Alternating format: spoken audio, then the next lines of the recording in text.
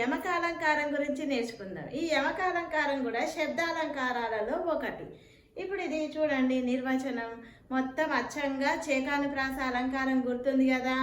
పదాల జంట పక్కపక్కనే ఉంటుంది, అర్థంలో మార్పు ఉంటుంది. ఇది కూడా పదాలు పక్కపక్కన ఉండవు, దూరం దూరంగా ఉంటాయి, కానీ అర్థంలో మార్పు ఉంటుంది. ఇది యమకము.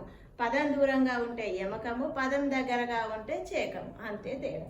చూడండి నిర్వచనం, అచ్చులలో హల్లులలో మార్పు లేనట్టి అక్షరాల సమూహం. అర్థభేదంతో మళ్ళీ ప్రయోగించినట్లయితే దాన్ని యమకాలంకారం అంటారు.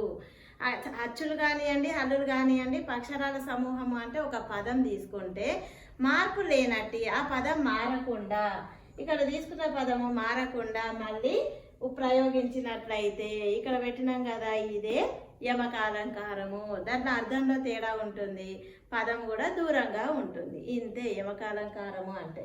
ఒకసారి ఉదాహరణలు చూద్దాం. ఉదాహరణ ఏముంది, మన సుభద్ర, ఈమె మన సుభద్ర అని చెప్తున్నాం. ఇక్కడ మనసు భద్రమయ్యే, అక్షరాలు చూడండి, మన సుభద్ర, మనసు భద్ర, మన సుభద్ర, మనసు భద్రమయ్యే అంటే ఇక్కడేమో మన సుభద్ర, సుభద్ర మన సుభద్ర, మరి ఆమెకున్న మనసు భద్రంగానే ఉంది, ఇంకా అందులో ఎవరు రాలేరా, మనసు జాగ్రత్తగా భద్రంగానే ఉంది అని చెప్తున్నాం. అంటే ఇక్కడున్నవి అర్థం వేరు. మనకి ఇక్కడ మనసు అనేది కొంత దూరంలో భద్ర తర్వాత ప్రయోగించబడింది, ఇక్కడ భద్ర కూడా ఈ మనసు తర్వాత ప్రయోగించబడింది అని అర్థం. కాబట్టి పదం పక్కపక్కనే ఉండదు, దూరం దూరంగా ఉంటుంది. రెండవది చూడండి, లేమా ధనుజులకి ఏదో ఒక లేమా. లేమా అంటే లేండి అని పిలవడం. మన అందరం పొదం లేమా లేండి అంటాం కదా, అట్లా లేమా లేండి. ధనుజుల గెలవగలేమా, ధనుజులు అంటే రాక్షసులు అసురులు అని వస్తుంది. మరి మనం రాక్షసులను గెలవలేమా అని అంటుండ్రు. ఈ లేమాకి ఇదేమో గెలవలేమా అంటే చెయ్యలేమా అని, ఇక్కడ లేమా అంటే లేవండి అని అర్థం.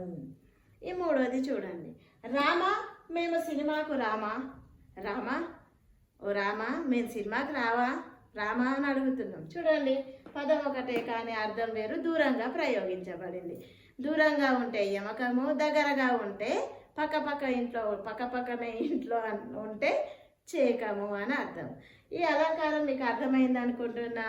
ఈ వీడియో కనుక మీకు నచ్చినట్లయితే సబ్స్క్రైబ్ చేసుకోండి. మరిన్ని అలంకారాలతో మళ్ళీ కలుద్దాం.